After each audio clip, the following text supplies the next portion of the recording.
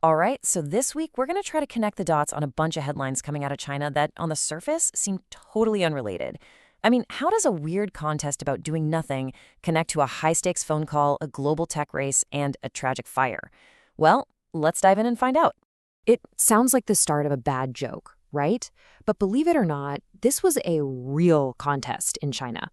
And it actually gives us a fascinating peek into a major cultural shift that's happening over there right now. So the whole idea behind this thing is called tangping, which literally means lying flat. It's this quiet form of protest, mostly from younger people who are just completely burnt out by the insane, relentless pressure to succeed in China's work culture. Their answer? Just check out. Do the absolute bare minimum to get by and nothing more. So you might be wondering, just how long do you have to lie flat to actually win one of these things? Well, the winner, a 23-year-old guy, managed to stay completely still for 33 and a half hours straight. And of course, in a very 21st century move, a mattress company saw a marketing opportunity. They turned this whole anti-work movement into a live-streamed contest that pulled in something like 10 million viewers. The rules were no joke. You couldn't leave the mattress for any reason, not even the bathroom. Some contestants apparently even wore diapers. The winner walked away with $420 for all his hard work, or, lack thereof. Okay, so from a cultural protest on the ground, we're going to pivot. And I mean, really pivot to the highest levels of international politics. So here's where things get interesting. Xi Jinping did something pretty unusual recently. He personally called former US President Trump. And according to reports, this was a big deal. It was supposedly the first time a Chinese leader had actually initiated a call with the US president, whether current or former, since 9/11. That tells you just how important Beijing felt this conversation was. Okay, so after this call, two very different stories started to come out. Trump's team said they talked about Ukraine, fentanyl, and farm goods, and called the relationship extremely strong. But over in China, state media was laser-focused on one thing: Xi's message about Taiwan. They also brought up how the US and China were allies in World War II, which, if you know your history, is a little funny because it was actually the Chinese nationalists who fought with the US, the very ones who later fled to Taiwan, not the Communist Party. And then the plot thickens. Anonymous sources started talking to the Wall Street Journal, claiming that right after hanging up with Xi, Trump called Japan's prime minister and told her to lower the volume on the whole Taiwan issue. Now, if that's true, I mean, that would be a massive shift in diplomatic policy. But, and this is a big but, Japan came out and shut it down hard. Japan's chief cabinet secretary went on the record and flatly denied the whole story, saying simply, it's not true. So what we're left with is a classic case of anonymous sources versus an official public denial. You have to remember, these diplomatic chess moves, they don't just happen in a vacuum. They're all tied into this huge, escalating global race for tech dominance, especially when it comes to computer chips and critical minerals.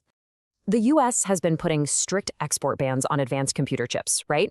The goal is to slow down China's tech progress. But, as you can imagine, this has created a whole new underground industry, sophisticated smuggling rings trying to find a way around the rules. So how does it work? Well, according to US authorities, it's a pretty slick operation. Smugglers set up shell companies to buy these restricted chips, stuff from companies like NVIDIA and HP. Then they ship them off to a third country, somewhere like Thailand or Malaysia, and from there, boom, they get rerouted to their final destination in China.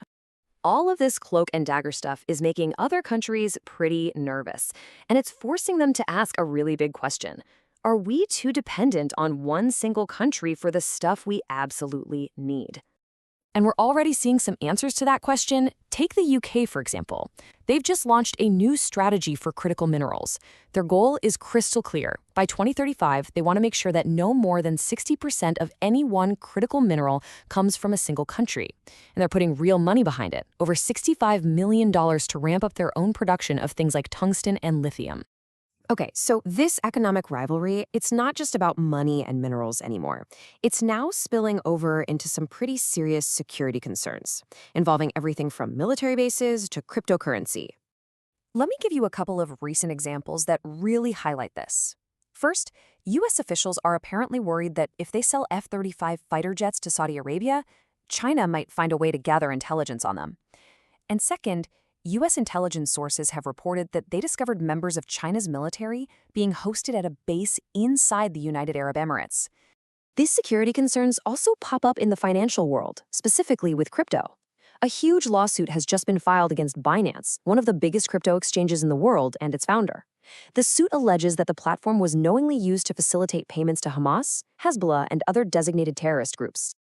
And the numbers being thrown around in this lawsuit are, well, they're just staggering.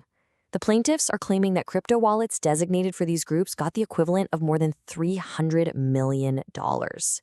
And this is all before the October 7th attacks. And it didn't stop there. The suit goes on to allege that after the attacks, another $150 million plus was funneled through the platform to those very same groups. Now, it's super important to note that Binance and its founder have responded. Their lawyers have come out and said they deny every single one of these allegations. And for our last story, we're going to shift away from global strategy and finance to a truly heartbreaking tragedy that just happened in Hong Kong. It's a really stark reminder of the human cost behind all these big headlines. A horrific fire ripped through a public housing complex, and at least 44 people lost their lives. It's just an unbelievable and sudden loss for so many families and for the entire community. The fire tore right through the Hung Fook court development. In the chaos that followed, hundreds of people were reported as unaccounted for. So far, 3 people have been arrested on suspicion of gross negligence. And a lot of people are starting to ask questions, specifically about whether the maintenance scaffolding on the building failed to meet fire safety codes, and if that made the disaster even worse. So, from a silent protest about burnout, all the way to the roar of a deadly fire, this week's events really paint a complex and often contradictory picture. It all leaves you with one final thought. When all the noise of geopolitics and grand strategy finally fades away, what are the individual human stories that are left behind?